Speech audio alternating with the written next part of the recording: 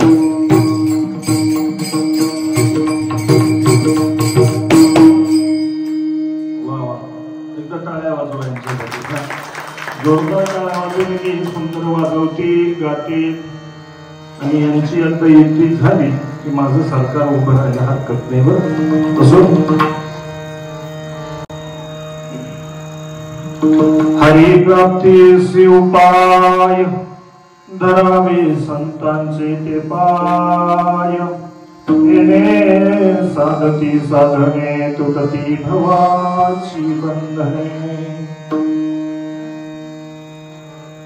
येणे साधती साधने तुटती भवाची बंधने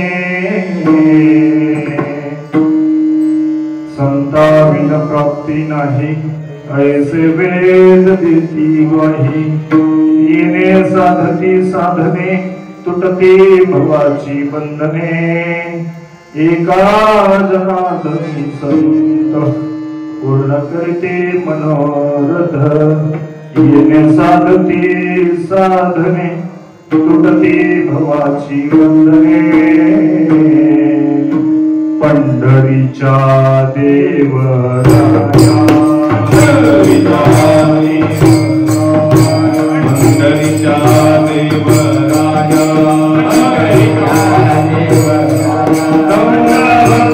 तुझे पाया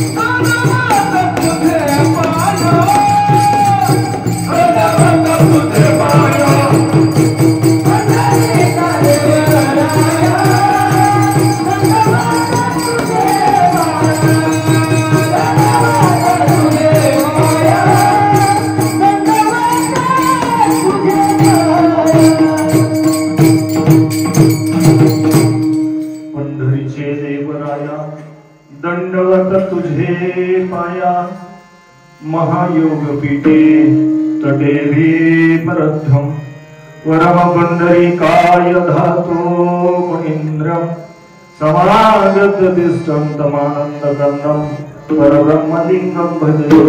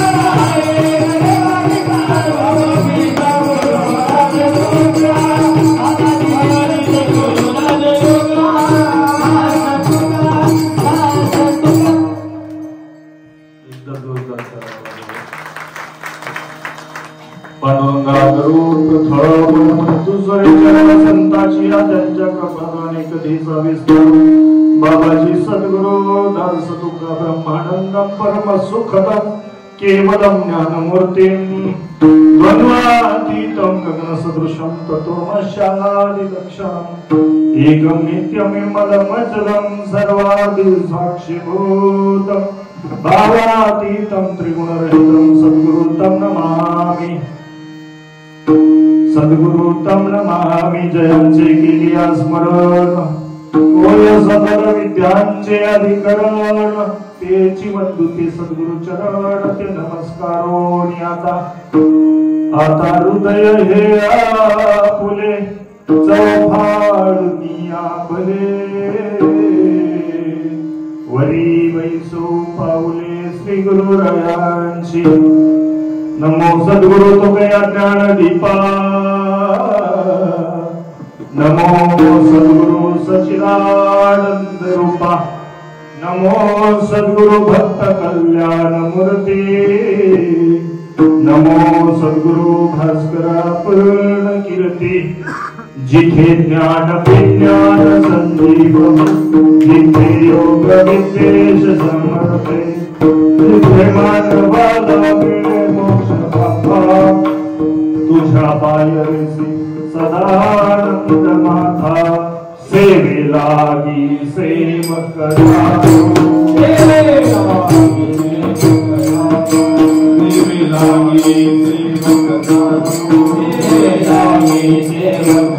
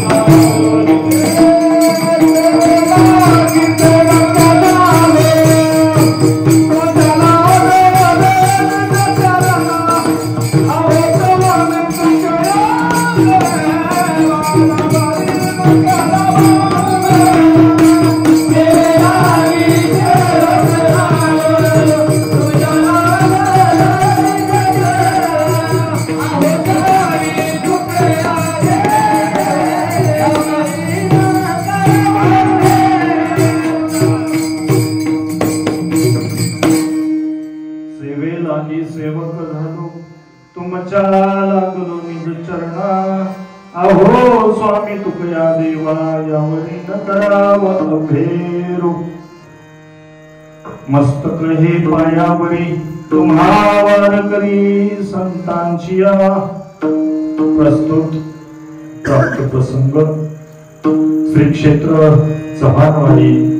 चव्हाणवाडी गाव आणि पंचक्रोशीतील भाविक भक्तांनी या ठिकाणी संपन्न होऊ घातलेला अखंड हरिनाम सप्ताह उसातही निघतो. मग अशी फोन आला म्हणले उसात बिबट्या. बिबट्या म्हणजे वाघ आहे महाराज. काय बिबट्या म्हणजे वाघ आहे. आणि मी वाघाच्या बापाला भेट नाही, त्याचं कारण वाघ मारे बाबा माझ्या मागे उभं आहे, म्हणून मी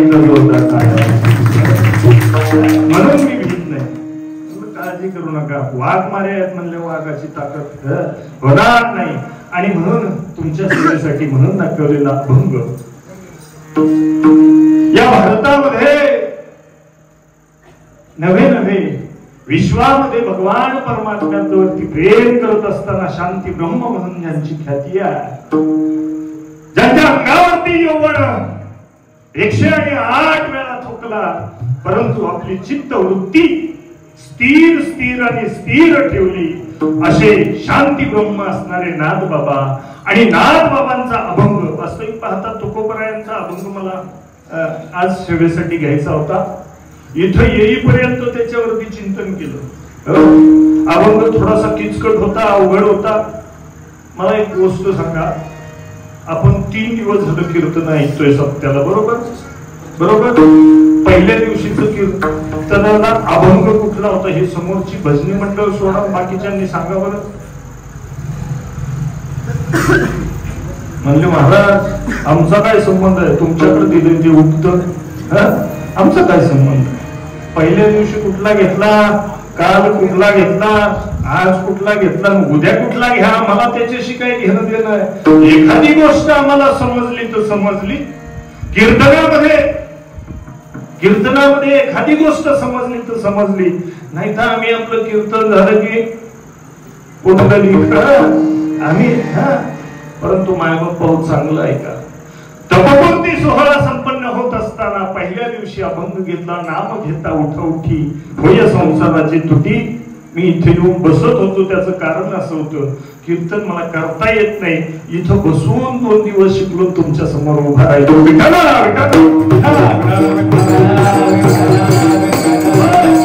मायबापा हो, दुसऱ्या दिवशी कीर्तनाला अभंग घेतला. कुणी आपुले हिता जो असे जागता, धन्य माता पिता तयाची. कुळी कन्या पुत्र होती जे सात्विक, तयाचा हरिक वाटे देवा. काल आपण कीर्तन रूपी सेवा श्रवण केली. आज मात्र ओळखारे वस्तू सांडारे कल्पना, नकाड राणा जाऊ जनी. जणीदार कोठे बुडवाल हित, विचारी मनात आपुलिया. महाराज चकारला का काय? अभंग तर दुसरा घेतलाय, हरिप्राप्तीसी उपाय, आणि अभंग दुसरा सांगतोय. तुकोबारायांचा अभंग घ्यायचा होता, परंतु महाराज मंडळींचा आदेश आला की इथं आल्यानंतर की कीर्तनाला महाराज आजचा अभंग हा घ्या, म्हणून पाठ नसताना सुद्धा तुमच्या सेवेसाठी अभंग म्हणून दाखवला. विठ्ठल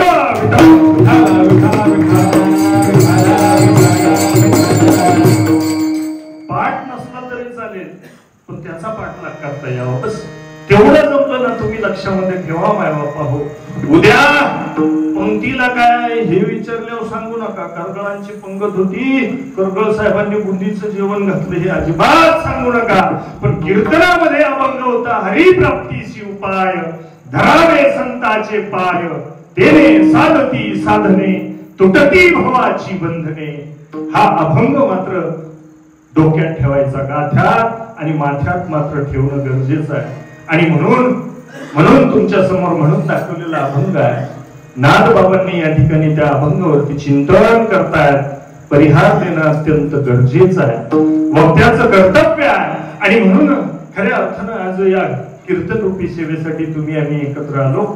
तपपूर्ती सोहळा संपन्न होत असताना आज 3ऱ्या दिवसाची कीर्तन रूपी सेवा संपन्न होते. मी खऱ्या अर्थानं संयोजक नियोजकांना धन्यवाद देईल की प्रयत्नांची पराकाष्ठा केली. मायबाप, आज या ठिकाणी सुंदर बॅनर लागलेला आहे, बाहेर बॅनर लागलेला आहे, पंक्तींची रेलचेल आहे. कशासाठी? अरे तुमच्यासाठी. तुम्ही यावं, मंदिरामध्ये बसावं, त्या भगवंताचं हरिनाम घ्यावं आणि आपल्या जीवनाचा उद्धार करावा. कशासाठी? हो, लक्षात ठेवा बरं. कारण इथं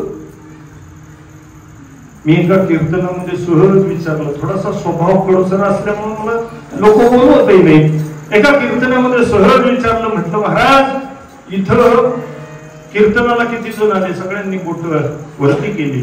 म्हणलं रामहरी गुरुजींचा पखवाज ऐकायला किती जण आले? 2-3 जण त्याच्यामध्ये रसिक होते, त्यांनी बोट वर केली. म्हणलं गायन ऐकायला? काही जण म्हणले महाराज ते संपल्यावर आम्ही येऊ. गायन ऐकायला किती जण आले? अरे बरेच जण आनंदामध्ये बोट वर करीत होते. मी सगळ्यात शेवटी प्रश्न विचारला, म्हणलं इथं जेवायला किती जण आले?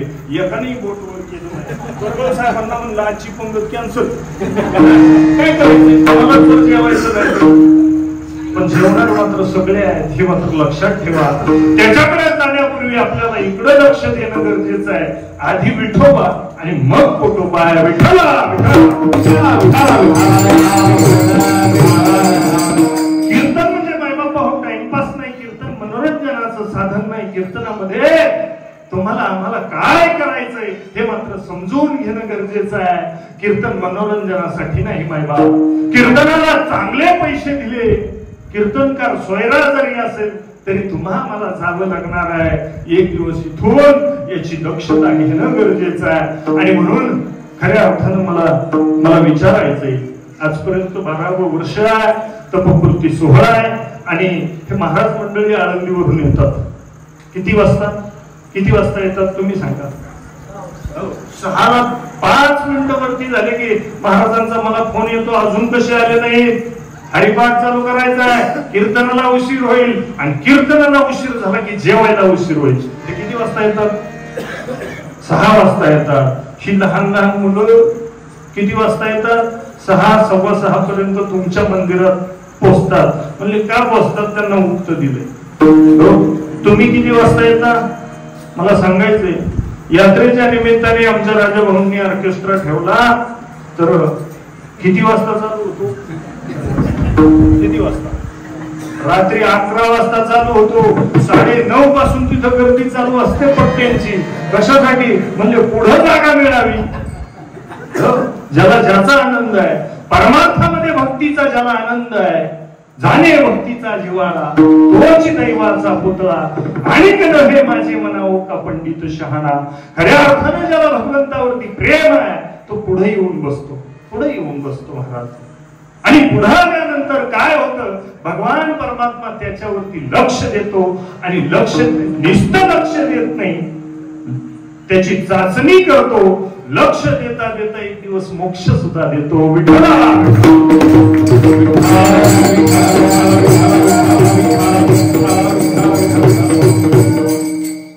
म्हणून महाराज या अभंग रूपातून तुम्हा मला प्रगटीकरण करत असताना आजचा 3रा दिवस आहे. 3ऱ्या दिवसाची मला सांगायची, हे मंडळी लवकर येतात माय बापू. 12 वर्ष झालं तुम्ही कीर्तन ऐकताय, फक्त उद्यापासून लवकर येत. कारण माझ्यासारखं काय कधीही आला महाराज, नाही आला हरकत नाही, परंतु ही मंडळी येतात ना, विचार करतात अरे आम्हीच येतो ओरडतो. हरिपाठ मंडळ घरी झोपलं, बचत गायब झाला, मीटिंगला गेला, अनेक जण गाया पिळायला लागले. इकडं मात्र भक्ती ओस पडू देऊ नका, धर्माचं कार्य आहे माय बाप्पा हो. आणि म्हणून सगळ्यांनी लवकर येत चला. नाथबाबाच्या कीर्तनामध्ये याच्या अभंगामधून तुम्हा मला श्रोत करताय की हरी प्राप्तीची उपाय धरावे संतांचे ते पाय. काय करावं लागेल? अरे संतांचे पाय धरावे लागतील. संत कुठं मिळतात? आता संत राहिलेच कुठं? आम्ही याची त्याची चेष्टा करतो, याची त्याची निंदा करतो, संत मात्र दिसत नाही. संतांसारखे दिसतील पण असतील का नाही संशय आहे. काल एक युट्यूबला क्लिप पाहिली, भगवत धारण केलेले दोघं आणि फिरत असताना त्याला सांगितलं, म्हणते काहीतरी म्हणून दाखव. काही नाही जमलं तर म्हणले भगवंताचं स्मरण, मारुतीचं स्तोत्र, काहीतरी सांगा. ते म्हणला चहा पाच बाबा. ते म्हणले नाही, जोपर्यंत सांगत नाही तोपर्यंत काहीच नाही. भगवान सुद्धा, पण त्यांना सुद्धा माय बापा काही बोलता आलं नाही, सांगता आलं नाही असे संत. वास्तविक पाहता तुम्ही म्हणाल महाराज या कलियुगामध्ये या कीर्तनामध्ये तुम्ही सांगताय की खऱ्या अर्थानं संत संपले काय? आज मात्र संत राहिले नाही काय? अरे संत संपत नाहीत माय बापा, संपत नाही. आपण पाहतो उन्हाळ्याचे दिवस आल्यानंतर चैत्र महिन्यामध्ये डोंगर कोरडा होतो, कोरडा, त्याच्यावरती गवताचा ठोक नसतो.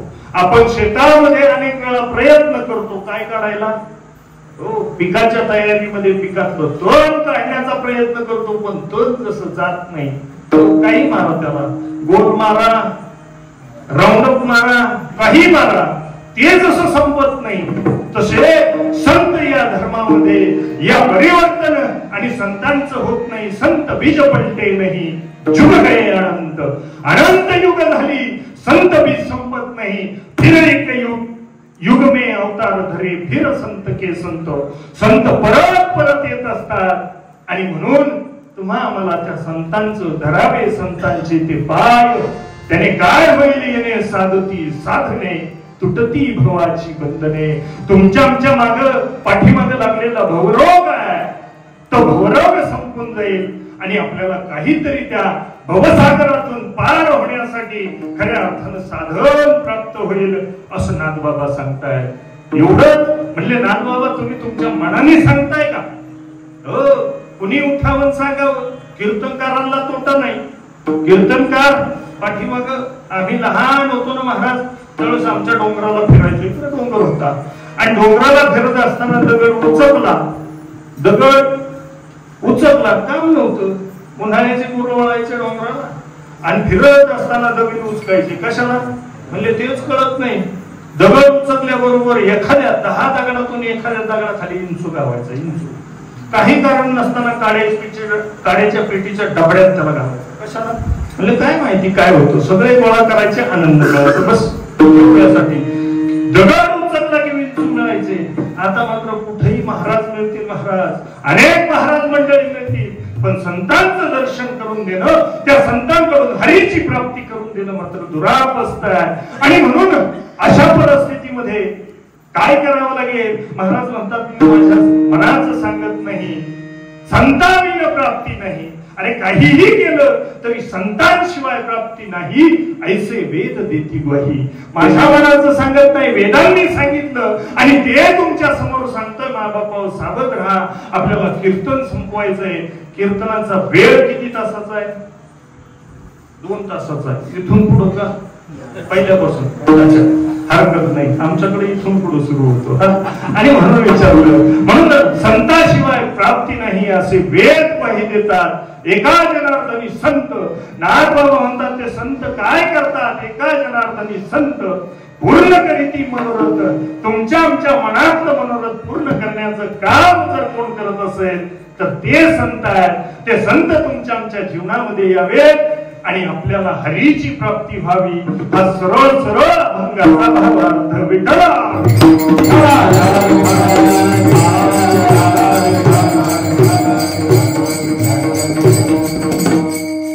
माय बाप्पा हो, सावध चित्ताने आहे का बरं? सावध चित्ताने.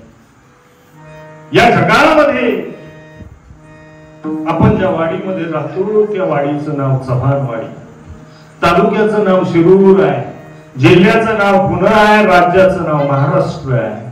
महाराष्ट्राला संतांची भूमी म्हटलं गेलं. एमपी मध्ये ज्या वेळेस परिक्रमेला गेलो, फिरत असताना त्यांनी सांगितलं, म्हणते आमची देवभूमी आहे आणि आपली संत भूमी आहे. फरक वेगळा आहे. असं आता महाराष्ट्रात काय पिकतं असं जर म्हटलं तर बऱ्याच वेळा असा प्रसंग येतो, मी सहज सांगतो, इथं संत पिकतात, संत उगवतात, संत जीव जन्माला येतात आणि संत असल्याशिवाय तुमच्या देवभूमीला किंमत नाही, तुमच्या देवाला मात्र कोणी ओळखत नाही. एवढंच नाही, आपण ज्या राज्यामध्ये राहतो तो महाराष्ट्र राज्य आहे. ज्या देशामध्ये राहतो त्याला भारत नाव आहे. भारताला माता म्हटलं जातं आणि बाकीचे सगळे देश आहेत. किती देश जगात महाराज? भूगोल, इतिहास, नागरिकशास्त्र, किती देश? 124 देश आहेत. 124 देश. 124 देशामध्ये, आशिया खंडामध्ये, भारत देशामध्ये भगवान परमात्म्याचं जर बारकाईनं लक्ष केलं माय बापा हो, सूक्ष्मतेने जर चिंतन केलं तर या भारत देशामध्ये पवित्र कुळ आहे. पवित्र ते कुळ पावन तो देश, जेथे आईचे दाता जन्म घेती, जेथे आईचे दाता जन्म घेती. पवित्र ते कुळ जेथे आईचे दाता जन्म घेती, जेथे आईचे दाता जन्म घेती. याला म्हणतात शार्प शूटर आमच्याकडचे. तुमच्याकडे शार्प शूटर वेगळे असतील, कुठं ठोका बसावा. पवित्र ते कुळ पावन तो देश, जेथे हरीचे दास जन्म घेती. हरिदास ज्या कुळामध्ये पवित्रता असावी लागेल कुळाची. महाराजांनी रात्री बरोच काय सांगितलं, आईचं पुण्य कशात आहे, वडिलांचं पुण्य कशात आहे, त्याने कसा मुलगा प्राप्त होईल हे तुम्ही ऐकलं माय बापा हो. पण भारत एकमेव देश असा, त्याला माता म्हटलं जातो आणि सगळे आजपर्यंतचे देव आणि त्या देवांचा जन्म जर कुठं झाला असेल तर माझ्या भारतामध्ये झाला आहे. इतरत्र मात्र इतरत्र देवपूजा केली जात असेल नसेल, पण देव जन्माला यायला सुद्धा भूमी निवडत असताना भारत मातेची, भारताची भूमी निवडतो. कारण इथं संत आहे आणि संत काय करतात ते एका जनार्दनी संतन पूर्ण करीती मनोरथ.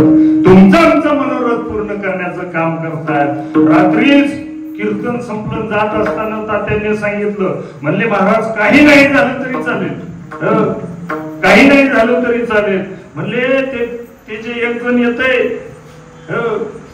विदर्भातलं मुक्ताई देवस्थानचं आणि त्याने महाराष्ट्राला ज्या वेळ लावलं ते आता तरी नाही कळलं, आता हे जरी नाही कळलं, हे तरी नाही कळलं,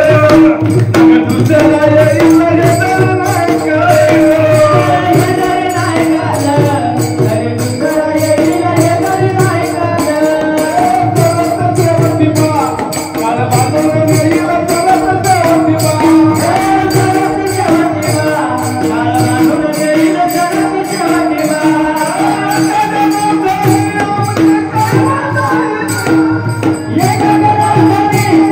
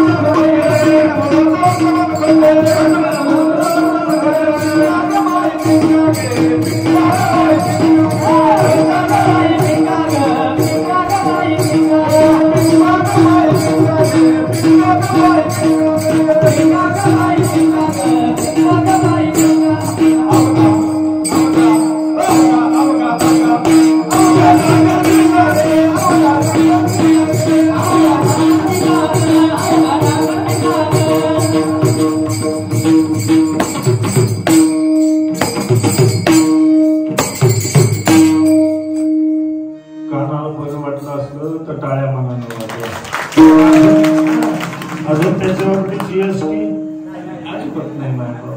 त्याच्या पुढचं सांगू का, इथं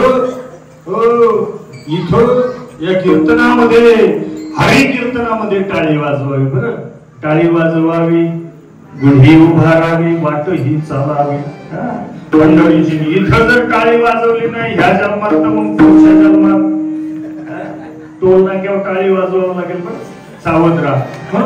यांनी सुंदर गायलं की तुम्ही जोरदार टाळ्या वाजवत चला. वास्तविक पाहता मलाही समजतंय काय बाबा. 12 वर्ष तपोपूर्तीकडे जात असताना संयोजक मंडळींना जे झालेले दुःख आहे, यातना आहे, तुमच्या गावामधून 2 व्यक्ती गेल्या माय बापा.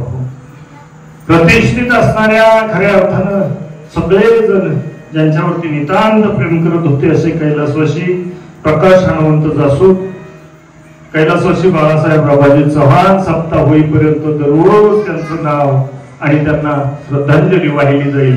कारण त्या जीवात्म्यांना शांती मिळणं गरजेचं आहे. त्याचबरोबर माझा एक परम मित्र, खऱ्या अर्थानं माझ्या खांद्याला खांदा लावून परमार्थ करत असताना अनेक वेळा आणि रात्री अपरात्री सुद्धा भगवंताच्या कार्यामध्ये अखंड ज्याने वाहून घेतलं असा माझा एक परम मित्र, खऱ्या अर्थानं माझा श्वास म्हटलं तरी वावगा ठरणार नाही असा आशिष महाराज मोरे. शनिवारी त्यांचं दुःखद निधन झालं. 27 तारखेला त्यांचा दशक्रिया विधी आहे आणि म्हणून दुःखाची छटा आहे. आणि म्हणून अधिकच न वेळ घेता या ठिकाणी संयोजक मंडळींनी सुंदर नियोजन केलं. असते पाहता 12व्या वर्षाची तपपूर्ती सोहळा आपण संपन्न करतो. सोहळा संपन्न होत असताना तपपूर्ती पर्यंत येणं कठीण आहे.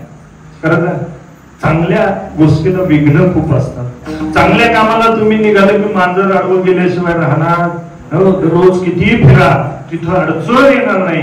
परंतु चांगल्या कामाला मात्र अनेक विघ्न असतात माय बाबा हो. तपपूर्ती पर्यंत तुम्ही आला आणि आता मात्र थांबते काय ही भीती प्रत्येकाच्या अंतःकरणाला आहे. परंतु ज्या ज्या ठिकाणी अडचण येते, ज्या ज्या ठिकाणी भगवंताची भक्ती करत असताना भगवान परमात्म्यानं दिलेला शब्द आहे की खऱ्या अर्थानं तू माझी भक्ती कर, मी तुझ्या पुढं आणि माग उभा राहील. नवे नवे भागरिया मज वाहतील कडिये, ज्यांचे निजोडे सर्व सुख, असा शब्द त्या भगवान परमात्म्यानं दिला. आणि म्हणून तपपूर्ती सोहळा बंद करायचं ठरलं. तपपूर्ती पर्यंत येऊन बंद होण्याची शक्यता होती. परंतु संयोजक मंडळींनी मात्र परत नख्या खावल्या आणि परत हे सगळं उभं केलं. त्यांना एकदा धन्यवाद त्यांच्यासाठी. त्याचबरोबर अचानकपणे खऱ्या अर्थानं ज्या ज्या ठिकाणी अडचण येते ना महाराज, अडचणीच्या ठिकाणी जो येऊन उभा राहतो. अडचण आली, आपण अनेक वेळा पिक्चर पाहिले, सिरियल पाहिल्या, अनेक वेळा पाहिलं की अडचणीच्या काळामध्ये येतो आणि अडचण संपली की निघून जातो. त्याला देव म्हणतात. हो, आमच्यासारखे नालायक मध्येच येणार म्हणणार पाया पाणी होता, पाया पडा. तसलं नसतं त्याचं. देव येतो कधी आणि जातो कधी याच्याकडे चतुराईनं लक्ष द्यावं लागेल. आणि म्हणून अडचणीच्या काळामध्ये आदरणीय हरिभक्तपरायण अमोल महाराज गावडे असतील, उत्कृष्ट कीर्तनकार आहेत. त्यांचं 3-4 तारखाही कीर्तनामध्ये आहेत. परंतु त्यांना म्हणलं काहीतरी नियोजन करा, आम्हाला कसा का होईना एखादं तुमच्या जागेवरती बदली गायक द्या. आणि खऱ्या अर्थानं ते या ठिकाणी उपस्थित राहिले. त्याचबरोबर त्यांच्याच बरोबरीनं असणारे विश्वजित महाराज चोरामले महाराज, उत्कृष्ट ज्यांचा कंठ आहे आणि खऱ्या अर्थानं खूप सुंदर दोघे गायक आहेत. त्यांना द्यावे तेवढे धन्यवाद. थोडे आता पगार देण्याची एक पद्धत असते. बऱ्याच वेळा आमच्याकडे महिनाभर काम करून घेतलं जातं, महिन्याच्या शेवटी सही घेऊन पगार दिला जातो. पण ते देण्यात मजा नाही महाराज. आधीच देऊन टाकला ना मन मोकळं. कोयतेवाल्यांना आधीच 1-1 लाख उचल दिली की ते वर्षभर तोडतात. तसं यांना आधीच खुश करून टाकलं की कीर्तनाला अडचण येणार नाही मला वाटलं. आणि म्हणून दोघंही खऱ्या अर्थानं उत्कृष्ट गायक आहेत. त्यांना द्यावे तेवढे धन्यवाद. थोडे त्यांच्यासाठी एकदा जोरदार टाळ्या वाजवा. त्याचबरोबर आपल्या भागाच्या गाणं गोखेळा ज्यांचा उत्कृष्ट कंठ आहे, अनेक वेळा कीर्तन करतात, भगवंताच्या भक्तीमध्ये अनन्य भावानं क्षरण आहे. अशा हरिभक्तपरायण नंदिनीताई जगदाळे, त्याचबरोबर आजच उगवलेले आमचे चिरंजीव आल्याबरोबर माईकवर कापचा याला म्हणतात वशिला विठला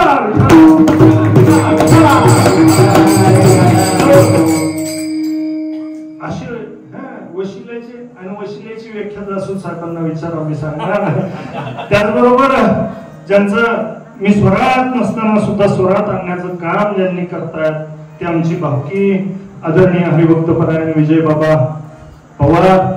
त्याचबरोबर ज्यांचा उत्कृष्ट मृदुंग आहे, त्या मृदुंगावरती खऱ्या अर्थानं प्रेम करत असताना काय द्यावे त्याशी काय सांगावं त्यांची मला जास्त पाणी लावता येत नाही. आणि पाणी लावल्याशिवाय म्हणजे काय, परवा दिवशी कीर्तनाला आलतो तुमच्या इथं वर्ष श्राद्धाला, म्हणजे भाकरीला जसं पाणी लावावं लागतं तसं संयोजक मंडळींना पाणी लावलं की कार्यक्रम मिळाल्याशिवाय राहत नाही. पुढची तयारी करायची असेल तर पाणी लावावं लागेल. मला मात्र ते जमत कारण ते जमतं वेगळ्या वेगळ्यांना, आपल्याला मात्र नाही. परंतु गोड असा मृदुंग या ठिकाणी वाजवतात ते हरिभक्तपरायण राम हरी महाराज उगले या ठिकाणी मळाई वारकरी शिक्षण संस्थेच्या विद्यार्थ्यांना घडवण्याचं काम करतात. आपण जीवनामध्ये कसं घडावं, कसं वाढावं, कसं मोठं व्हावं. कीर्तनाची वेळ संपत चाललेली आहे, तरी पण या ठिकाणी ज्यांनी खऱ्या अर्थानं चोपदाराचं काम करतायत ते वाघमारे बाबा. त्याचबरोबर ज्यांनी विना सांभाळला ते आमचे तरुण तडफदार, म्हणजे महाराज तुमच्यासारखं धोतर नेसता येत नाही पण प्रयत्न सुरू आहे, भेटा बांधून उभे आहेत ते चव्हाण महाराज. बरोबर चव्हाण महाराज. त्याचबरोबर आमच्या तुषारजींची उत्कृष्ट साऊंड सिस्टम, तुमच्यापर्यंत माझा आवाज उत्कृष्ट पद्धतीने पोहोचवण्याचं काम करतात. तुषार दादासाठी एकदा जोरदार सर्वांनी टाळ्या वाजवा. आपले कीर्तन हो उरकेल, तुम्ही सगळे संत सज्जन माय बाप्पा हो गोड लवकर उद्यापासून थोडस लवकर येऊन बसत जा, कारण गायनाचा छंद मला जास्त नाही, आवडतं थोडस. एका कीर्तनामध्ये असं गायन झालं, एक म्हातारी शिल्लक राहिली. महाराज असं गोड गायन झालं, एवढं गायलं कीर्तनकारानं, एकच म्हातारी शिल्लक राहिली. शिल्लक निस्ती राहिली नाही, अशी रडत होती. म्हातारीच्या डोळ्यातून पाणी ढस ढस ढस रडायला लागली. म्हातारी आईंना विचारलं, आई कुणी शिल्लक नाही, तुम्ही एकट्याच राहिल्या. म्हणले काय करू बाबा, सकाळपासून आणि तुझं कीर्तन गायन चालू झालं तेव्हापासून मला आठवण येते. म्हणलं आई झालं काय, कारण देवावरती एवढं भाव आहे. साधू संतांनी सांगितलं, महावैष्णव ज्ञानोबारायांनी सांगितलं, तुकोबारायांनी सांगितलं, बाबा कंठी प्रेम दाटे नैनी नीर लोटे हृदयी प्रगटे रामरूप. म्हणलं आई तुमच्या हृदयस्थ रामरूप प्रगट झाला असेल असं मला वाटतं लक्षणावरून. म्हातारी आईनं सांगितलं बाबा, म्हणे महाराज अजिबात तसं काही नाही, तुमच्याकडे पाहिलं आणि तुमच्या ओरडण्याचा आवाज ऐकला, मला असं वाटलं 8 दिवस झाले महाराज. 8 त्यांना काय झालं आहे, म्हणली 8 दिवस झालं महाराज, असा गोड बोकड्या होता, तुमच्यासारखी दाढी होती, ओरडू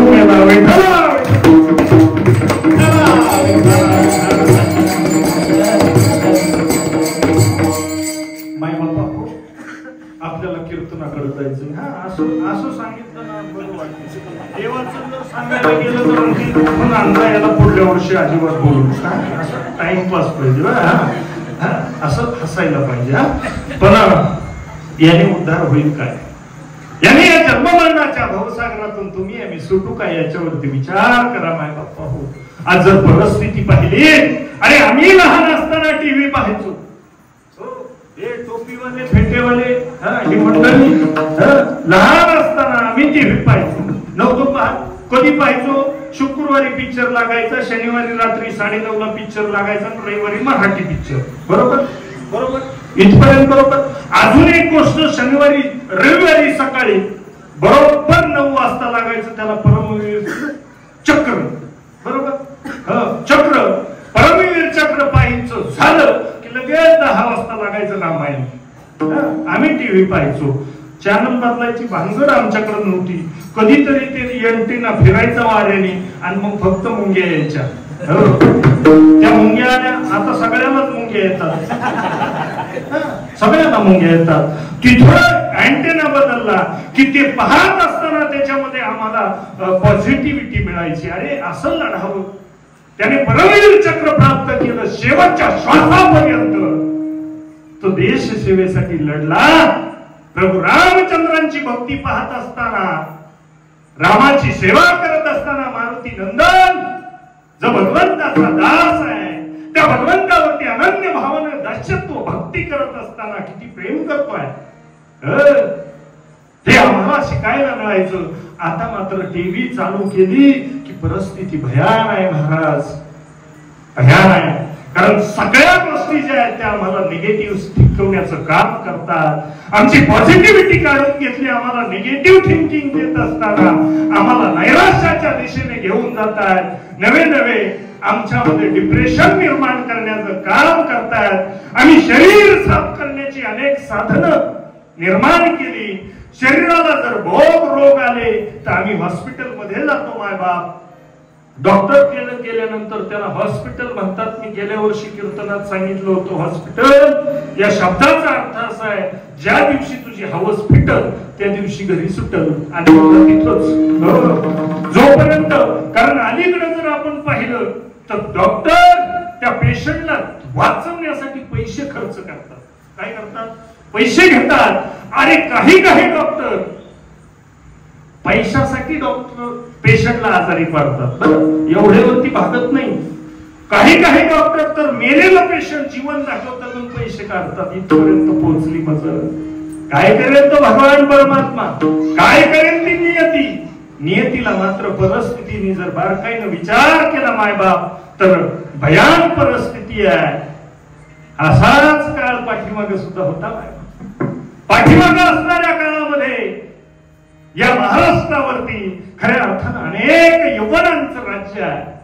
या यवनांच्या राज्यामध्ये आज अशी परिस्थिती आहे, टीव्ही चॅनल चालू केला की आज पाहतोय आपण 4थीच्या 4 वर्षाच्या मुलीवरती बलात्कार झाला, 6 वर्षाच्या मुलीवरती बलात्कार झाला.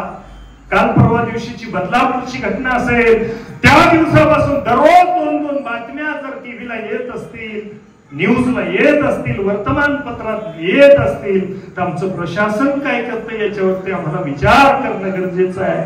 कारण या महाराष्ट्राचं प्रशासन ज्या काळी निर्माण झालं, सुलतानी आणि जुलमी असणाऱ्या सत्तांच्या काळामध्ये सुद्धा भयान परिस्थिती असणाऱ्या चारी बाजूनी विजापूरचा निजाम असेल, दिल्लीचा बादशाह असेल किंवा आदिलशहा असेल, अशा हुकुमती या महाराष्ट्रामध्ये होते.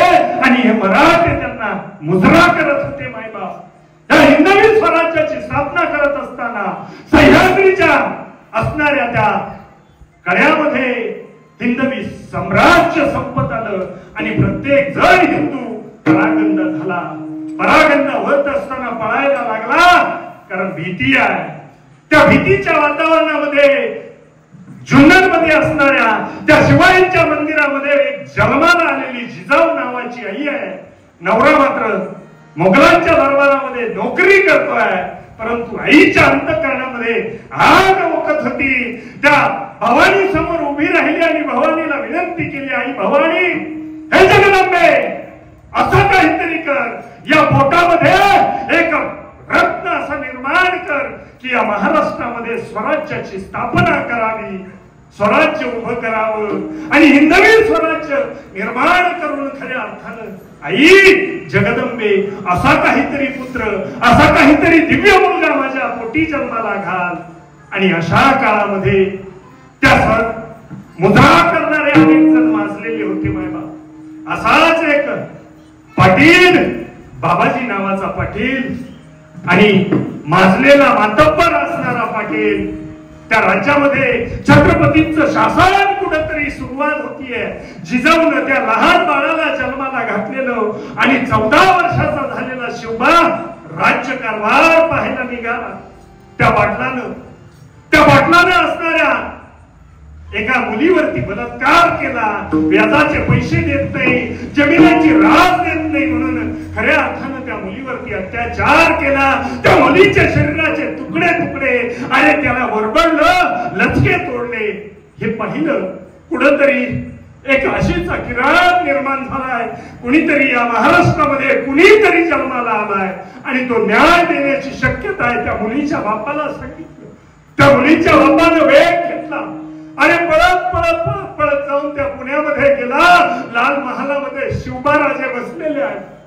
आई जिजाऊ बसलेले आहेत. त्यानं त्या आई साहेबांचे पाय धरले. आई साहेब,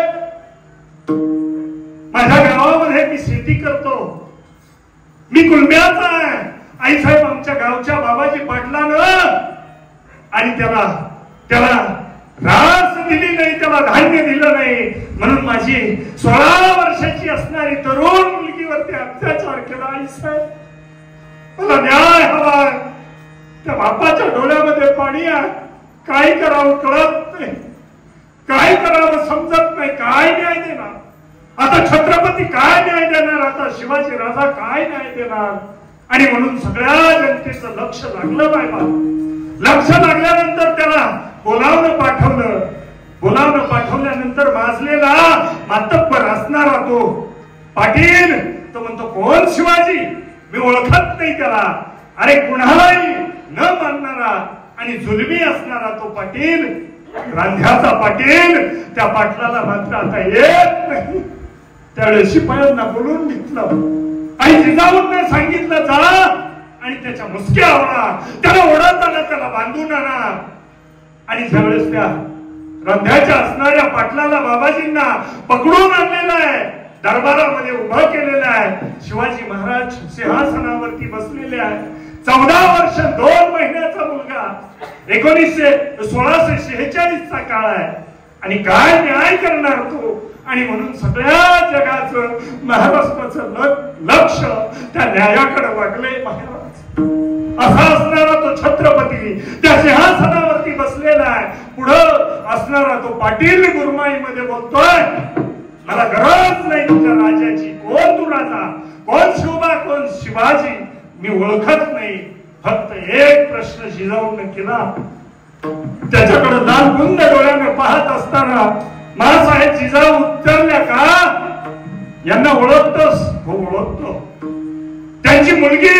हो म्हणे, तिच्यावरती मी बलात्कार केला, तिचे नचके मी तोडले, काय करायचे करून घ्या असं सांगितल्यानंतर मग मात्र आबासाहेबांचे डोळे लालबुंद झाले.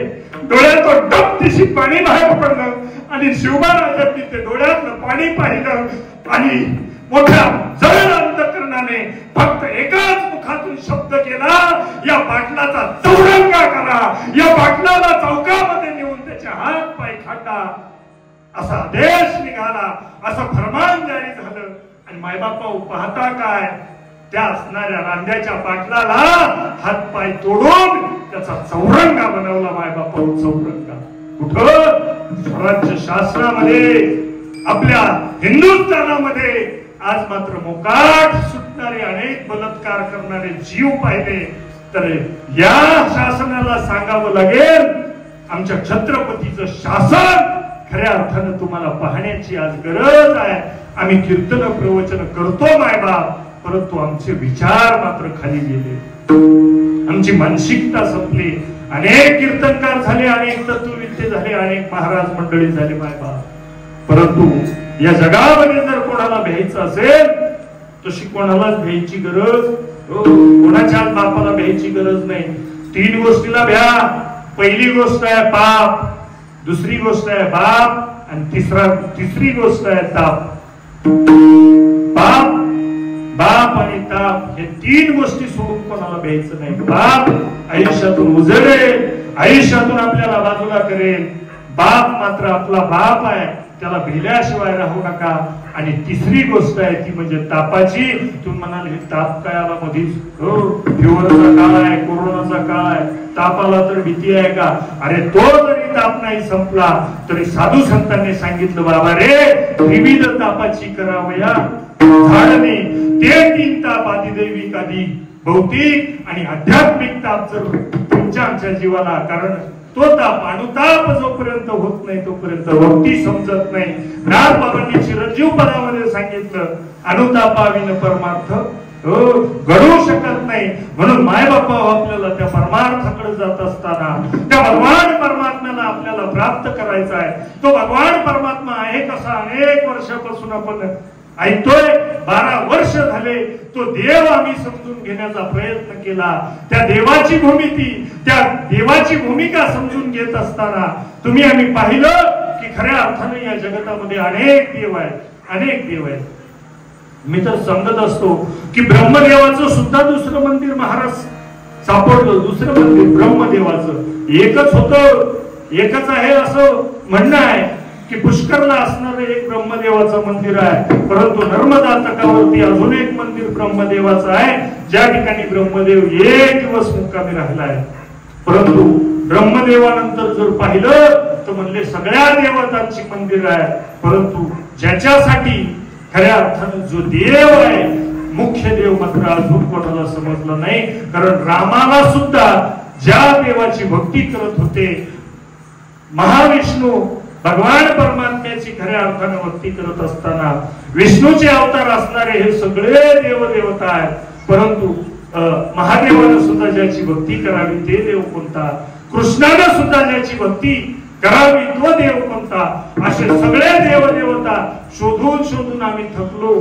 परंतु महावैष्णव ज्ञानोबरांनी सहज हरिपटामध्ये अजून सोपं करून सांगितलं, बाबा 4 वेद 6 शास्त्र 18 पुराण ज्याला गातात तो सगळ्यात मोठा देव आहे.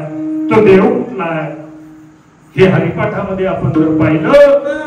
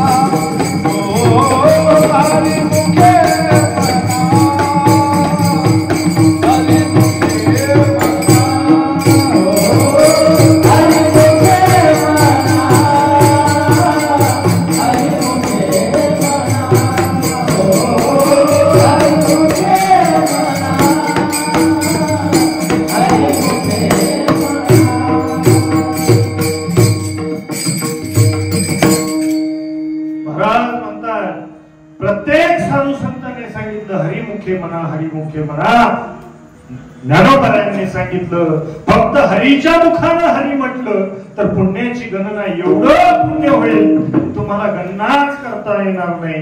पण आम्ही हरिमुखे म्हणा, हरिमुखे म्हणा, कोण तुम्ही म्हणा, आम्हाला गरज वाटत नाही. कोणी म्हणायचंय हे मात्र लक्षात येत नाही. म्हणून एक हरी आत्मा जीव शिव सम, तुमच्या आमच्यामध्ये असणारा तो आत्माराम म्हणजे देवाचा देव आहे, याच्यावरती विश्वास सहजतेने बसणार. सहज बसत नाही, कारण आम्ही फक्त अभंग एकदा सुरू केला. कारण संत काय करतात, तुमचं अंतःकरण जाणतात. संत कसे असतात, कारण कधी न ऐकलेलं, कधी न पाहिलेलं, दुसऱ्याकडे पाहिलं की त्यांची चित्तवृत्ती लक्षात येते, त्यांच्या अंतःकरणाचा ठाव संत घेतात. आणि म्हणून पहिल्या दिवशी आपण सुरुवातच करताना संतांचा, कारण माझ्या आदरणीय गुरुवर्य प्रभाताई महाराज देशमुखांचं आपण कीर्तन ऐकलं, त्याच्यामध्ये सहज आता तुम्ही दररोज भजन करता, पण त्यांना काय माहिती पेटी मास्तरांचा अभंग तू आहे, म्हणजे तुम्हीच म्हणा देव माझा, तुमचा देव आहे, तुम्ही आम्ही माझा म्हणत नाही, हे दुःख आहे. आणि देवाला त्या दिवशी माझा म्हणेल. आम्ही भक्त भजनामध्ये म्हणतो की खऱ्या अर्थानं हे शरीर चाले, हे शरीर कोणाची असत्ते, कोण बोलवितो हरिविन, देखवी ऐकवी एक नारायण, तयाचे भजन चुकू नये. एवढंच नाही, अरे तुम्हा मला भगवान परमात्म्याने एवढा सुंदर देह दिला, किती सुंदर, खूप सुंदर देह दिला. त्याने आपल्याला हात दिले, पाय दिले, कान इंद्रिय, हात पाय कान,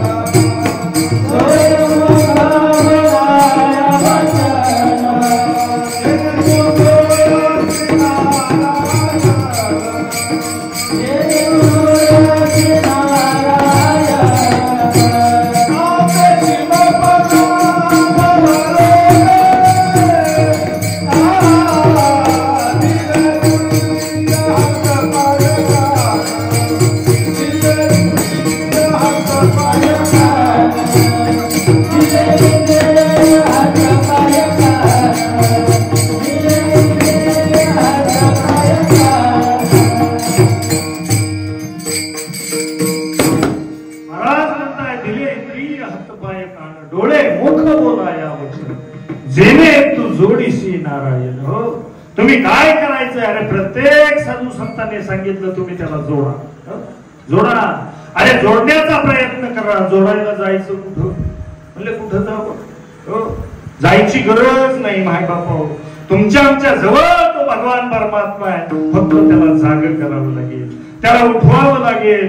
तुम्ही आम्ही मात्र उठवत, आम्ही उठवतो फक्त काकड्यापुरते. उठा पांडुरंगा, आम्ही तिथं उठवतोय. ताकद संतांची आहे. आणि म्हणून या भूमीला संत भूमी म्हणत असताना वास्तविक पाहता अजून एक गोष्ट सांगू की जिथं चमक आहे, जिथं प्रयत्न आहे. एक काजवा रात्रीचा चमकत होता. काजवा चमकतो, त्याचं काम आहे चमकणं. कधी? दिवसा का रात्री? रात्र दिवस चमकतो. फक्त आपल्याला दिवसा दिसत नाही. ही भूमिका आपली आहे. आपल्या दिवसा डोळे जातात, त्याचं चमकणं बंद होत नाही. आणि म्हणून तो काजवा चमकत असतो. संतांसारखा आहे बरं त्याचं काम चमकणं. कशासाठी? अरे स्वच्छंदामध्ये आनंदामध्ये स्वतःचं कार्य करत असताना, स्वतःचं कर्म करत असताना भगवान परमात्म्यानं दिलेलं देह आणि त्या देहाचा आनंद घेतो. मस्त असतो तो काजवा. पण त्या काजवा चमकत असताना त्या काजव्याच्या पाठीमागे एक साप लागला. साप अशा आस्थानीचे अनेक असतात. आणि त्याच्या पाठीमागे लागला. आता तो सहज त्या सापाला म्हणतो, का रे दादा? काय म्हणतो? कारण हे जे असतात हे नम्र असतात बरं, संत नम्र असतात. ते म्हणले, काय रे दादा, तुझा माझा काही संबंध नाही, तुझा माझा बांधाला बांध नाही, तुझ्या वाटेला मी कधी गेलो नाही, तुला कधी त्रास दिला नाही, तू माझ्या पाठीमागे का लागलास? म्हणजे काही नाही, मला तुला धरायचं. कोण कोण म्हणतोय? साप. सापांच्या नादी लागायचं. परवा दिवशी नागपंचमीला कुणी कुणी नाही बोलला, सापांच्या नादी लागू नका. पण तो साप त्या काजव्याच्या पाठीमागे लागलेला त्याला पकडण्याचा प्रयत्न करतोय. तो म्हणतो, का रे दादा, तुझं काय वाईट केलं माझ्या पाठीमागे लागलास? म्हणे काही नाही, मला फक्त तुझा एक गुण आवडतोय. कुठला? म्हणजे तू चमकतोय. तुम्ही चमकत राहा, साप पाठीमागे लागतील, त्याच्याशिवाय लागणार नाही. आणि तुम्ही एकदा चमकले की साप किती पाठीमागू लागू द्या, पण आपलं चमकणं सोडायचं नाही परमार्थामध्ये. हे मात्र निश्चित लक्षात ठेवा. अनेक साप जरी मागे लागले तरी काजव्यानं सांगितलं, तू काळजी करू नको, तुझं काम तू कर, माझं काम मी करेन. मी जर उडालं तर तुला सापडणार नाही. कारण माझी संत मुक्ताई सुद्धा उडाली माय बाबा, या जगात कोणाला सापडली नाही. तसं काजव्याची भूमिका आहे. म्हणून कार्यकर्त्यांना विनंती करतो, काजव्यासारखं चमकत राहा. 12 वर्ष होऊ द्या, तपपूर्ती होऊ द्या, या ठिकाणी 100 वर्ष जरी झाले, या सोहळ्याचा खऱ्या अर्थानं आपल्याला शताब्दी करायचा आहे. म्हणून चमकत राहा. अनेक साप आडवे येतील, त्यांच्या नादी लागू नका. विठ्ठला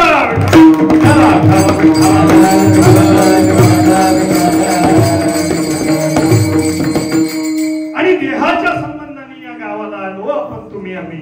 इथं आल्यानंतर काय करावं काय करावं नाही समजलं तर चांगली गोष्ट आहे. जो म्हणतो ना मला काही समजत नाही, त्याला सगळं समजतं असं संत म्हणतात. आणि जो म्हणतो ना मला सगळं कळतंय, त्याला अक्कल नाही असं संत म्हणतात. त्याला अक्कल नाही. जो म्हणतो ना मला सगळं समजलंय, तो काहीच नाही समजलं राजा. कारण जो पूर्ण परिपक्व दशेला गेला की मग तो त्याचा गुण सोडतो. अरे फळ पिकलं तर त्याचा रंग सोडतोय. रंग त्याचा रंग सोडताय. त्याचा असणारा कठीणपणा जातो, त्याच्यामध्ये मऊपणा येतो, नम्रपणा येतो. आणि नम्रपणा जर आला तर काय होतं? नम्रपणा नम्र झाला होता तेने कोंडिले अनंता. आणि म्हणून नम्रता ज्या दिवशी येईल, तो नम्र झालेला विद्यार्थी काय करतो? तो मात्र डोकं चालवण्याच्या भानगडीत पडत, डोकं चालवत नाही. तो नम्र होतो आणि तो कोणाच्या तरी पाठीमागे चालतो. बरं, मग मात्र संत सांगतात, कुणी कोणाशी न बोला, अवघे हळूहळू चाला, कुणी कोणाशी न बोला. आज देतो पोट भरीन पुरे म्हणाल काल्याच्या दिवशी. बरं, पोट भर देणार आहे. म्हणून काय करतात? त्या भगवान परमात्म्याची प्राप्ती करायची. आम्ही अनेक देव प्राप्त करायला प्रयत्न केले पण जमले नाहीत. आता त्या हरीची प्राप्ती जर करायची असेल तर काय करावं लागेल? नाथ बाबा म्हणतायत अभंगाचं पहिलं प्राप्तीचे उपाय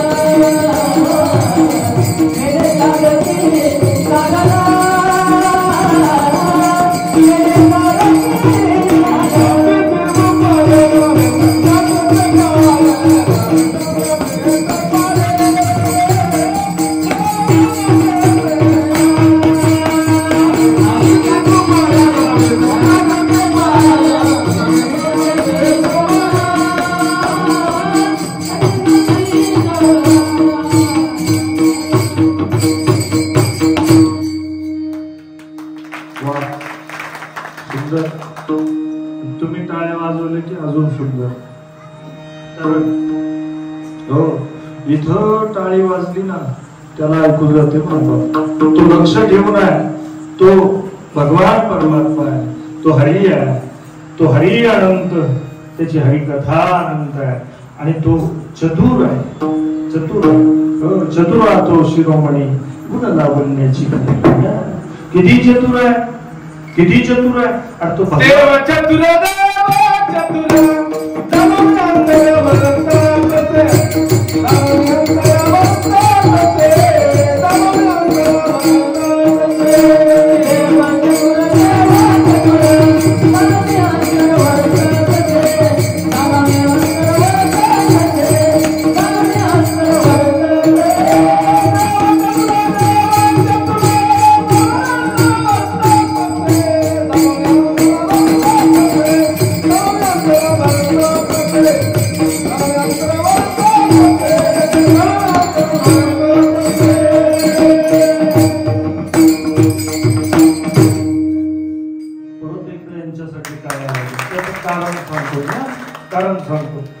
पहिला दिवस आला, आम्ही तिकडूनच त्यांना पंपिंग केलं. आमच्या गुरुवरी आहेत, ताई मोठ्या आहेत, वैराग्यशील आहेत, तो निष्ठुर आहेत, लग्न केलं नाही, थोडस सावधतेने, म्हणून पहिल्या दिवशी घाबरून नव्हते. काल आले काल नवीन तरणी ताठी मुलगी पाहिली कीर्तन करत असताना आपण जास्त डोकं चालवायला नको म्हणून गप होते.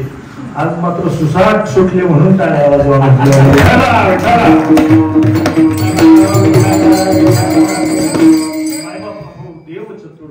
देव चतुर जाणोनी अंतर वर्तत असे हेच प्रमाण दिलं ना.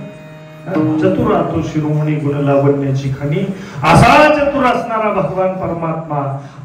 असा चतुर भगवान परमात्मा आम्ही चतुराईनं भक्ती करण्याचा प्रयत्न करतोय, त्याला फसवण्याचा प्रयत्न करतोय. तो कसा फसवेल?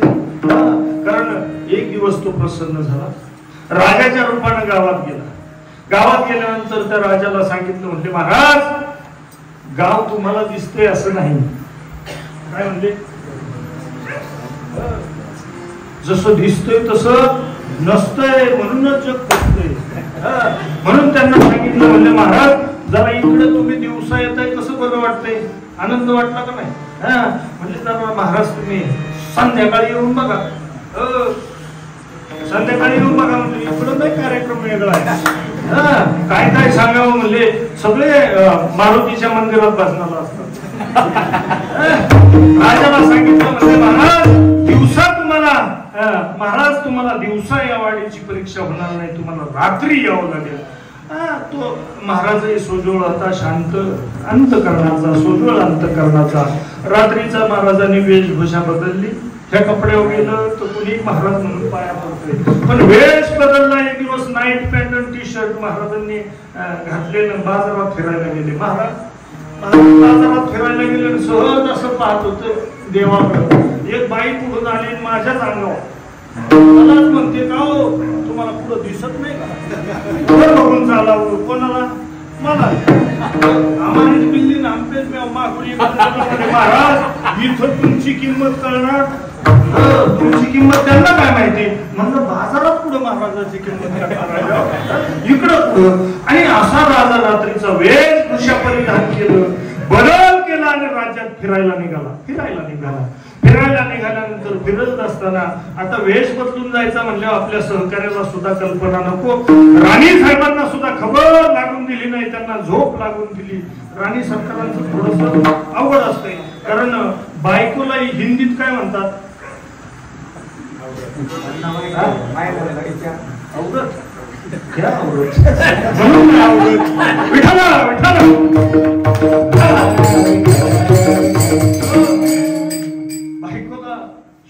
ही आपली गुलाबी हिंदी झाली, आवरत म्हणून नाही आवरत. ही गुलाबी हिंदी आहे, पण तिला बेगम म्हणतात. कारण बेगम साहेबा, कारण बेगम म्हटलं की जिचे गमे झाले. समजून सांगू, तिचं जे दुःख आहे ते तिने मालकाला देऊन टाकलं, बेगम झाली. आता भीती काय, बाजारात जायचंय, काय आणायचंय, कामाला जायची काय गरज, पगार आणायची काय गरज, फक्त आदेश दळून आणा माझ्या सहित. आणि अशी परिस्थिती असताना असो राजा रात्रीचा फिरायला गेला. राजा रात्रीचा फिरायला गेल्यानंतर असा निघाला जिकडून बिबट्या निघाला. बिबट्या माझ्या डोक्यात आहे, पण वाघमारे माझ्या भागात.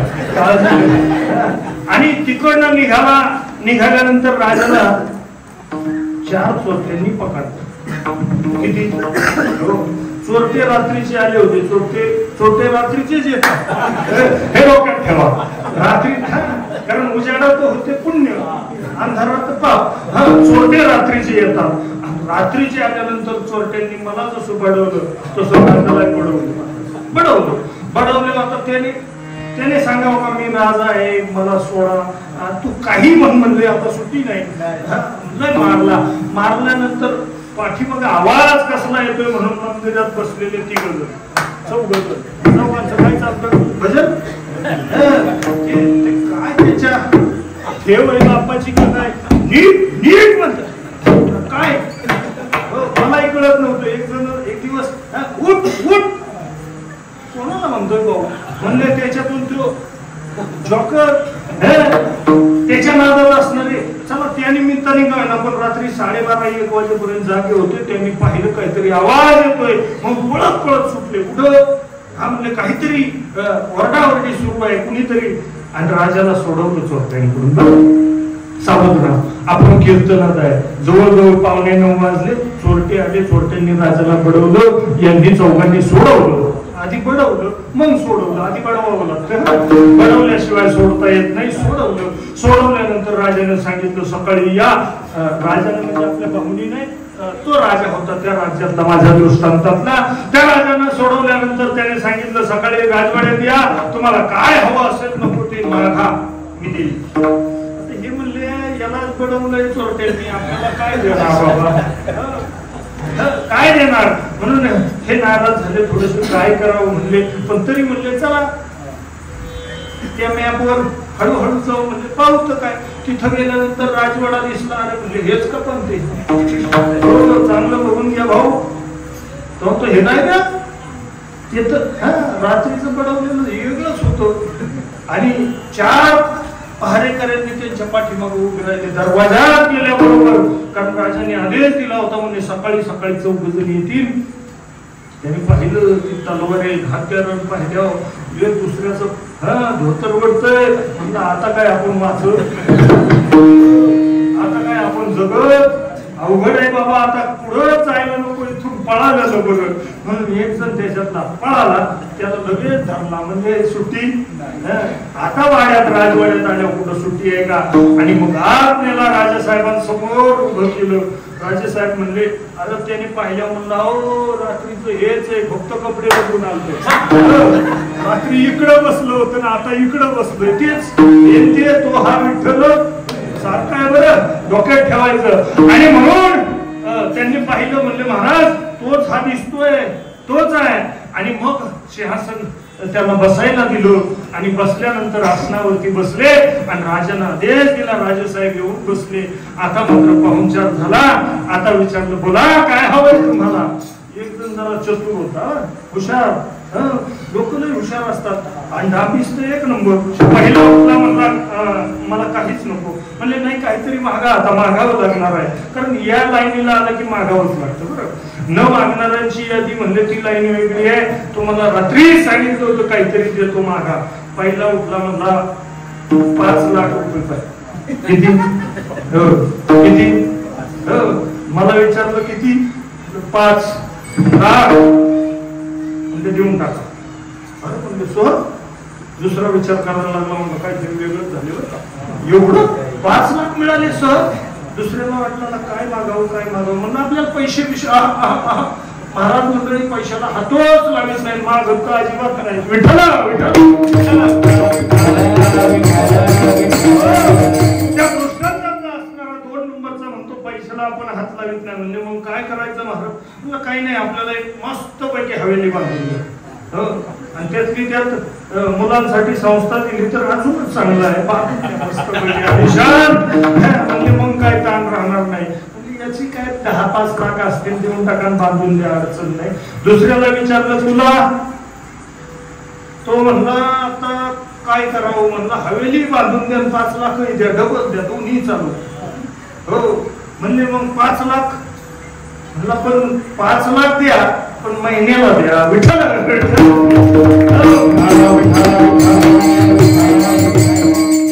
पहिल्यानं मागितले 5 लाख देऊन टाकले. दुसऱ्यानं मागितला राजवाडा, त्याला बांधून घर दिलं 5 लाखाचं. तिसरा मात्र त्याच्या पुढचा निघाला, म्हणला महिन्याला 5 लाख द्या. राजा म्हणला हरकत नाही, याला महिन्याला 5 लाख पाठवा, पोहोचवा. तिसरा म्हणाला चौथा. आता चौथ्याची बारी आली की म्हणलं आपल्याला काहीच नको, अजिबात काहीच नको.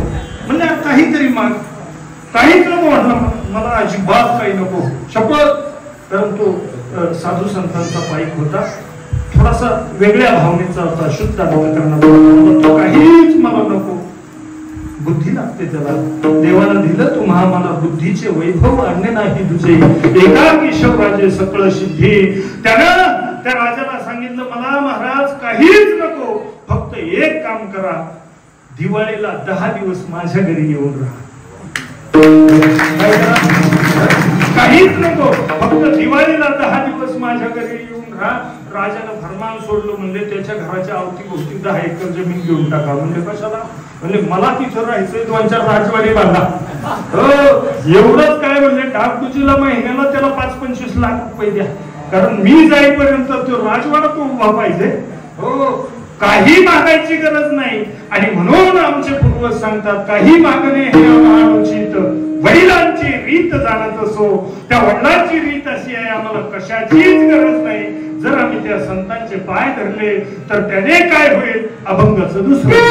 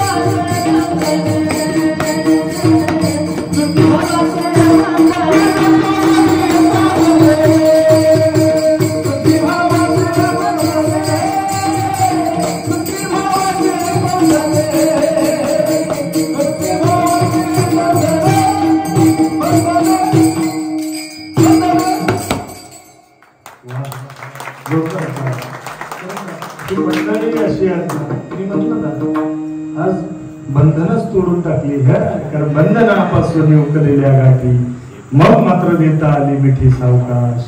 तर भगवान परमात्मा आपलासा करायचा असेल तर आणि तर गमजा करून चालणार. कारण गमजा जर केल्या ना माय बाप्पा, गमजा परमार्थामध्ये गमजा जर केल्या ना, किती गमजा करा येथील यमाच्या फौजा. मग त्या फौजा आल्यानंतर यमाचे यमक दंड बैसतील माथा, प्रत्येकाच्या माथ्यावरती बसतील. ते यमदंड बैसल्यानंतर मात्र तुम्हाला सोडवणारा कुणीच राहणार नाही. त्या सोडवण्याची तयारी जर करायची असेल तर माय बाप्पा हो, चांगलं ऐका. पुढच्या वर्षी मला बोलवलं नाही तरी चालेल, त्याच्या मनात आलं तर तो बोलवेल. हो, तुम्ही इथं नाही बोलवलं तर तो तिथं बोलवेल. कारण कोणाचा नंबर कधी लागेल सांगता येत नाही. तुम्हाला कंटाळा आला की त्याला सांगू आपण, तो बोलवेल. आणि त्यांनी बोलवलं की परत तुमच्या बापाचा कसाच नाही, कसाच नाही. म्हणून जड अंतकरणाने थोडस कठोर शब्द वाटतील, पण मायबापा हो चांगलं ऐका. जर त्या मार्गाने जायचं असेल, त्या भगवंताची प्राप्ती करून घ्यायची असेल, त्या भगवंताच्या परमार्थाच्या राजमार्गाने जर जायचं असेल आणि मोक्षापर्यंत जर पोचायचं असेल तर गमजा करून चालणार नाही, मजा मारून चालणार नाही. अरे यार, असणाऱ्या देहावरती तुळशी पत्र ठेवावं लागेल, या संसारावरती तुळशी पत्र ठेवावं लागेल. जया परमार्थाची चाड तेने सांडावे लिगाड. हे परमार्थ भक्तिरूपी असणार परमार्थाचं लिगाड जे आहे, संसाराचं लिगाड सोडावं लागेल, तेव्हा परमार्थाची प्राप्ती होईल. अन्यथा होणं कठीण आहे. हे तुमचं आमचं म्हणणं वास्तविक पाहता या जगामध्ये आजपर्यंत या शास्त्रामध्ये खऱ्या अर्थानं आपण संतांची मालिका पहा. प्रत्येक जणाने जीवनामध्ये गुरु केला. महाराज गुरु कसाही असू द्या, पण जीवनामध्ये गुरु जोपर्यंत करत नाही, संत जीवनामध्ये येत नाही, तोपर्यंत देव मिळूच शकत नाही. किती भजन करा, रात्रभर एका संतांनी सांगितलं, म्हणले भजन गाणे ओंगाळवाने नरका जाणे चुकीना. अरे बोंबा मारे ज्याच्या नावे त्याचे नावच नाही ठावे. कोणाला हाका मारतोय हे समजलंच जर नाही तर मग मात्र तुला टाळणारा या जगतामध्ये कोणीच नसेल. कारण आपण अनेक वेळा ऐकलो गणपतीचा सीझन चालू आहे, कारण येणार आहे गणपती. भाद्रपद आला की पितृ आणि गणपती. पित्रातली महत्वाची गोष्ट असते, ज्याच्या घरी पितृ तो माझा मित्र. दुसऱ्याच्या आपण नादी लागत अजिबात नाही. त्याच्या घरी मित्र तो आपला मित्र. मायबाप भाऊ त्या काळात सावध राहणं गरजेचं आहे. एकदा असंच मित्राला गेलो, तुमच्या वाडीत जेवायला आलो आणि वाडीत जेवायला आल्यानंतर जेवण झालं, कपाळाला कुंकू लावलं, जेवण केलं, आमटी 2 वाट्या जेवलो, पेलो. पेल्यानंतर महाराज एक पिशवी हातात दिली. आता पिशवी हातात दिली म्हणल्यावर काय असेल म्हणले कपडे दिले असतील. मी पण खुश झालो, म्हणलं जेवण पण, दक्षिणा पण, कपडे पण, किती मित्र जोरात. मग दुःख आडवा गारव्यासारखा म्हणजे असं मित्र असल्यावर हरकत नाही. आणि ती पिशवी गाडीत टाकली घरी गेलो. घरी गेल्यानंतर बायकोने पिशवी उचलली, काढून टाकली तसाच कंपनीत गेलो. कंपनीत गेल्याबरोबर फोन आला. ते होम लिहिलेलं पाहिलं ना, आगाव काटाच. फोन काऊन आला? फोन आल्यावर उचलला, म्हणलं जय हरी. आमच्याकडे म्हणतात जय हरी म्हणल्याबरोबर तिकडून फक्त आवाज आला, मला तुमच्याशी बोलायचं. ज्याचं लग्न झालंय त्यांनी आठवा, आपल्याला फोन आलाय आणि फोन मधून फक्त एवढंच म्हटलं गेलं, मला तुमच्याशी बोलायचं. लग्न झाल्यापासून आजपर्यंतचे सगळे पाप पटापट अशी पुढे येतात. काय केलं सगळ्यांना कंप सुटला. म्हणलं ठीक बोला. कारण पुढं कीर्तनाला जायचं, पटकन बोला. म्हणजे आताच नाही, वेळ आल्या. अजून भयंकर वेळ आल्या म्हटलं की कारण रामचंद्रांची आई सुद्धा एक दिवस दशरथाला म्हणली मागवल, पण वेळ आल्यावर तिथपासून आजपर्यंत वेळ आल्यावर म्हणायची सवय गेली. विठ्ठला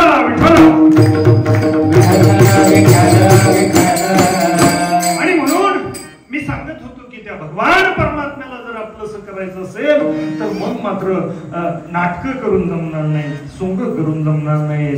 त्या भगवंताला आपलंसं करायचं असेल तर पवित्र तुळशीची माळ गळ्यामध्ये घातली पाहिजे आणि जीवनामध्ये सद्गुरु नावाचं शस्त्र, सद्गुरु नावाचं प्रेम, सद्गुरु नावाचं अधिष्ठान जोपर्यंत जीवनात येत नाही, त्या संतांच्या भूमिकेमध्ये जर आलं तर मग मात्र जीवनाचं कल्याण होतं. हे तुमचं आमचं म्हणणं असेल तर वेगळं आहे, परंतु हे कोण सांगताय? नाथ बाबा अभंगाच्या 3ऱ्या चरणामध्ये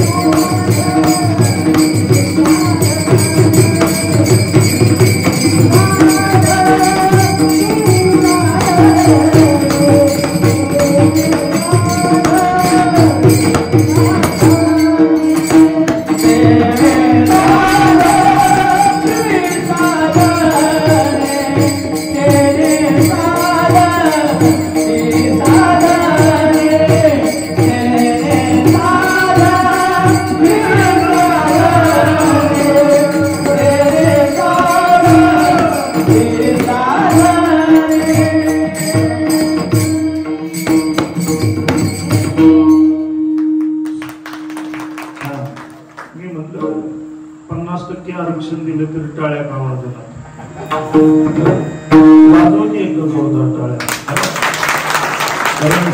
जिथं टाळ्या वाजवत चला नाही तर ते लगेच खूप करतोय. कधी चमकत सांगता येत नाही म्हणून सावध राहा. आणि म्हणून भगवान परमात्मा वास्तविक पाहता संत काय करतात, संत काय करतात जीवनामध्ये त्या भगवंताला आपल्याला मिळवून भेटवून देतात. आणि खऱ्या अर्थानं तुमच्या अंतःकरणाची सतत विवेक बुद्धीने निर्माण झालेली इच्छा कामना जीवनामध्ये खऱ्या अर्थानं हे सगळं होईल. संसार तर सुखाचा होईल, त्याच्यामध्ये नवल नाही. यहलोक तर सुखाचा निश्चित होईल, निश्चित होईल. अहो काय करतात संत माहितीये? अहो आम्ही नुसतं त्या ज्ञानोबा तुकोबाचं नाव घेतो ना, मायबाप नाव घेतो तर आमच्या पाया पडतात बुजुर्ग मंडळी. आम्ही मरीच फुकतो. आम्हाला वाटतं आमच्यामुळंच काय. खरं सांगू, ही मंडळी जी आहेत ना, ही मंडळी वास्तविक पाहता इथं बसलेल्या आया लक्ष देऊन ऐका बाया, हो लक्ष देऊन ऐका. ही पोरं आहे, सकाळी कीर्तन केले, दिवसभर शाळेत आहे, संध्याकाळी आता कीर्तन करतील, परत 4 वाजता गुरुजी त्यांच्या पाठीमागून काठीच घेऊन असते. उठा, सकाळी 4 वाजता पखवात पडवतात, प्रॅक्टिस करतात. चेहऱ्यावर त्यांच्या आळस दिसतोय का? नाही दिसत ना? टाळ्या वाजवा एकदा. त्याचं कारण सांगतो. अहो तुम्ही तुमच्या लेकराला घरामध्ये काजू बदामचा शिरा खाऊ घालता, मॅगी नूडल्स काय काय खाऊ घालताय, उरले सुरले पॉपकॉर्न कुरकुरे तर बिस्किटचे पुढे तासाला खा बाळा तरी मारायला लागले बाळ. कशामुळे? म्हणजे एवढं खायला घातलं पण ती कशी दिसतात, कधी इथं उभं राहिल्यावर चमकतील तेव्हा ना. मग त्यांच्या मागे सापासारखे लागू नका. पण लक्षात ठेवा, त्यांच्या खऱ्या अर्थानं जे खातात ना, ती माधवगिरी असेल किंवा मधुकरी असेल, जी प्राप्त होते ती प्रसाद रूपाने सेवन करतात आणि अखंड भगवंताच्या चिंतनात असतात. म्हणून त्यांच्या चेहऱ्यावरती तेज आहे आणि म्हणून टाळ्या वाजवल्या. वास्तविकता आहे अशी आहे की फक्त तुम्ही नुसत्या टाळ्या जरी वाजवल्या तरी ॲक्युपंक्चर होणार आहे. आणि ॲक्युपंक्चर झाल्यानंतर शरीरामध्ये असणाऱ्या 36,000 नाड्या आणि त्याच्यामधल्या मेन नाड्या सुद्धा खऱ्या अर्थानं प्रगल्भ होतील, जागृत होतील. आणि मग तो भगवान परमात्म्याचं दर्शन होईल. म्हणून टाळ्या वाजवू. एकदा सगळ्यांनी हात वरती करा.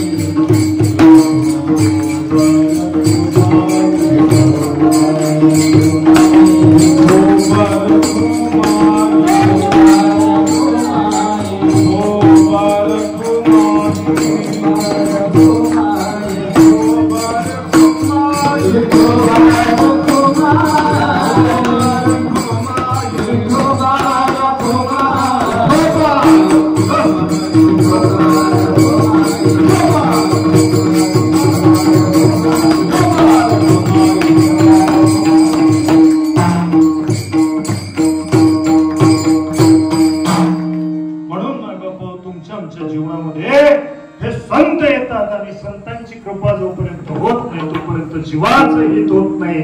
आणि म्हणून ते संत वेळोवेळा तुमच्या आमच्या जीवनामध्ये यावेत. म्हणून संतांचं एकदा भजन. ज्ञानेश्वर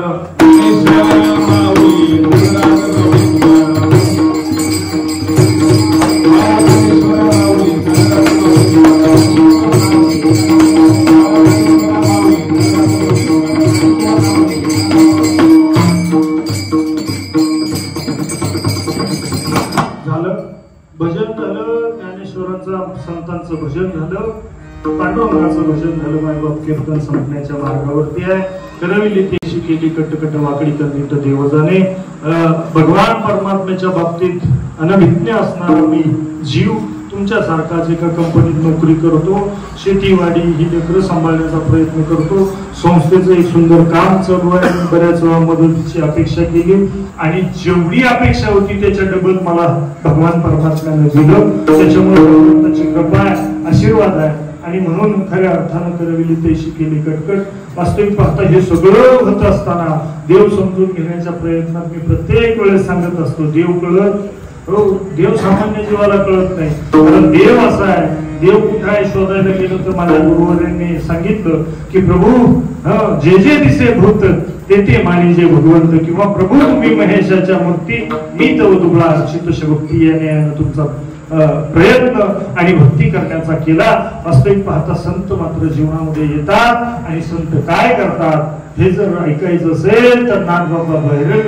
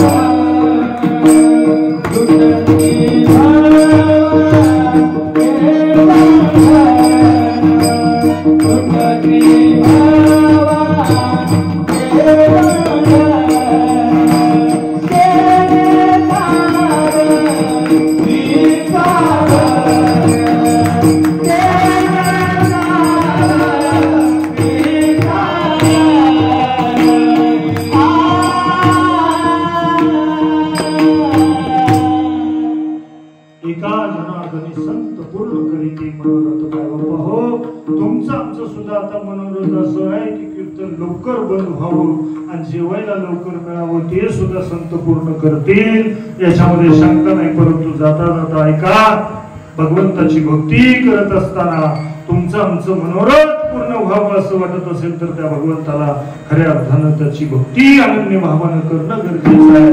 आणि म्हणून झालेली सेवा खऱ्या अर्थानं पुनश्च एकदा तुम्हा सर्व संत सज्जन मायबापांच्या चरणी उत्कृष्ट गायक महाराष्ट्रातले ख्यातनाम गायक मंडळी या ठिकाणी उपस्थित आहेत.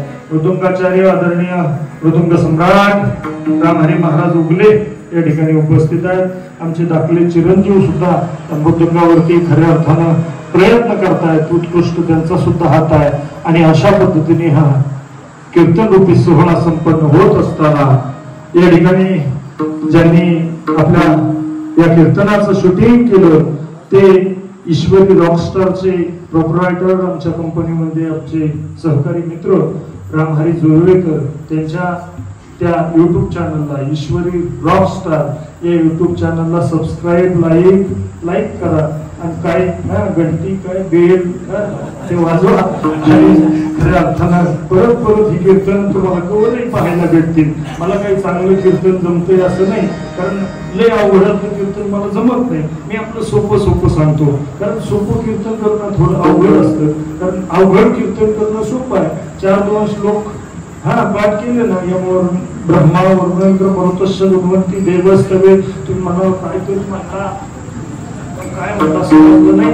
असो, जशी करता आली तशी तुमची 2 तास सेवा करण्याचा प्रयत्न केला. ही सेवा खऱ्या अर्थानं पंढरीश परमात्म्याच्या चरणी माझे हृदयस्थान संत श्रीपाद बाबा रामदास बाबा प्रभाताई नाथ बाबा खऱ्या अर्थानं ज्ञानोबा तुकोबांच्या चरणी झालेली सेवा समर्पित करतो आणि या ठिकाणी सेवेला सोडतो. जय विठ्ठल.